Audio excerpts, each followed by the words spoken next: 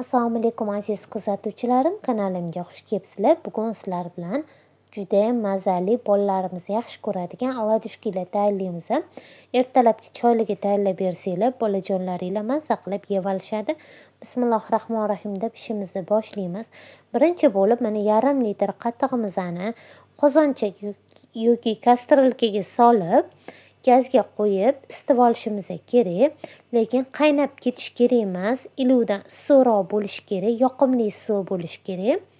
Qo'linglar bilan ham issig'ini ko'rganinglarda qo'linglar kuyish kerak emas.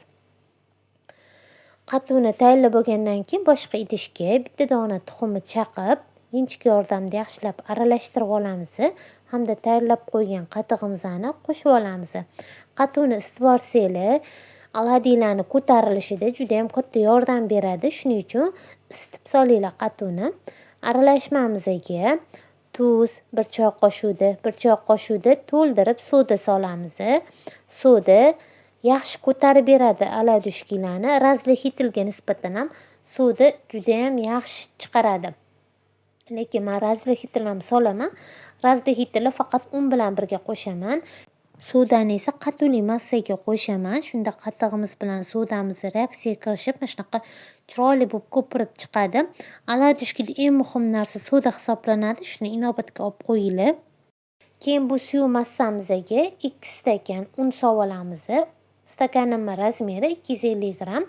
Oldin 2 stakan solinglar, yaxshilab aralashtirib bo'lib, keyin yana 3-stakanni yarmini soltirib, mana aytganim haligi bitta choy qoshiq razli-hitilni qo'shib yuboraman unni ichiga. Shunda yana ham chiroyli ko'tariladi. Hammasini yaxshilab aralashtirib olamiz. Suyuqroq bo'lyapti, shuning uchun men yarim stakan qoldirgan unimni ham sovordim.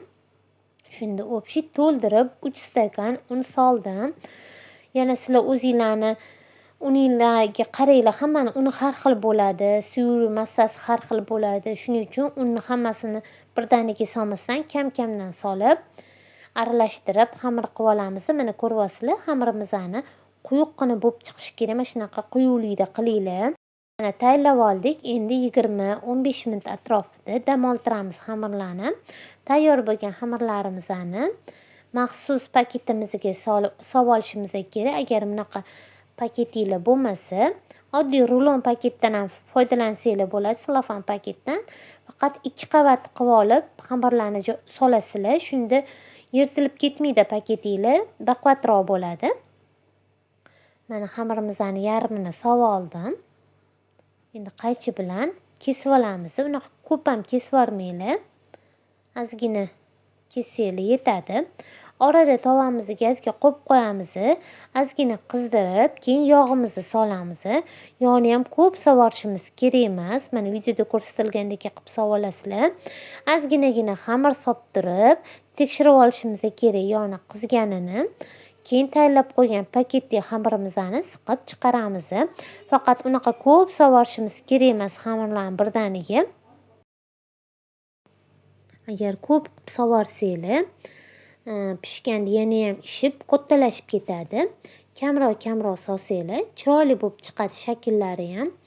Agar xohlasanglar, bunaqa selofan paketga solmasdan oddiy qoshiq yordamida solib ham pishirsanglar bo'ladi. Bu xohishga bog'liq, lekin bunaqa selofanlarga qilsanglar bir xil bo'lib shakli chiroyli bo'lib chiqadi. Oladishkilarni har doim past olovda pishirishimiz kerak, chunki ichlari pishishi kerak. Agar sizlarni tovanglarni qopqoqli tova bo'ladigan bo'lsa, olovni o'rta olov qilib turib, ustini yopib pishirsanglar, undan ham tezroq pishib chiqadi. Agar qopqoqli tova bo'lmay, mandagi tovalar bo'ladigan bo'lsa, unda tagini pasaytirib qo'yib pishirasizlar. Shunda ichlari bilan juda ham yaxshi bo'lib chiqadi. Oldi orqasini mana shunday qilib ketma-ketlikda bir xil qilib pishirib olamiz. Mana vilka bilan ko'tarsanglar, pastini bosib, chiroyli bo'lib tezda o'giriladi.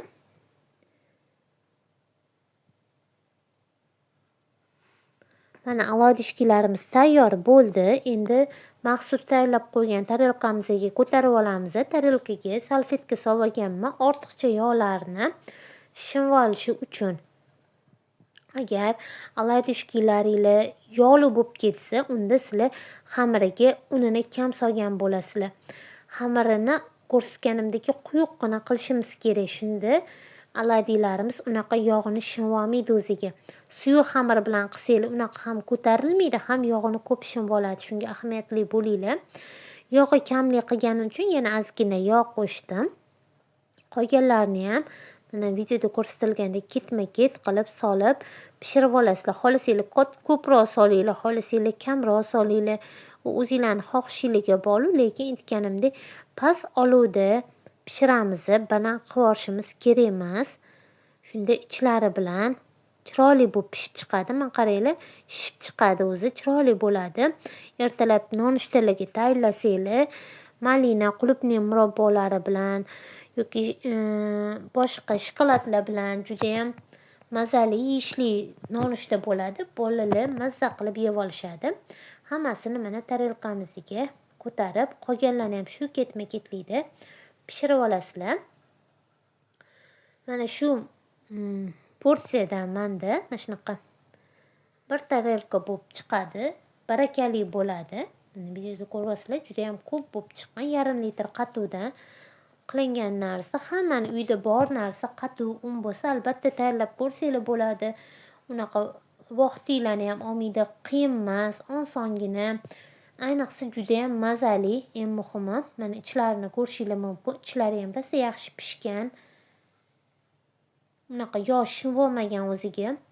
Juda ham mazali bo'ladi. Albatta tayyorlab ko'ringlar. Videolarimga like bosib, podpiska bo'lib qo'yish esingizdan chiqmasin. Sog' salomat bo'linglar, yaqinlaringiz uchun o'zingizlarni asranglar.